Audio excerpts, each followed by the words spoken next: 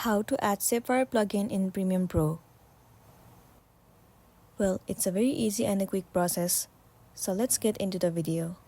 So as you can see, this is one of the Sapphire plugins. It is also a visual effect plugin that you can add. So the very first thing you want to make sure that the Premium Pro is closed off. Next thing you want to do is to go to the Sapphire plugin website. You need to make sure that you download the installer. And then you're basically gonna find it, the pad. Right here, go to the program files Adobe. And then here you'll be able to see the Adobe Premium Pro. Once you install the Adobe Premium Pro, you will actually have the common file in here. And this is where all of the LUTs and plugins are going to go in. Well, if you don't have that file, you have to make sure that you create one. Once you have created, go in the common and then go into this file. And basically this is the folder where you will need to go and add the Sapphire plugins.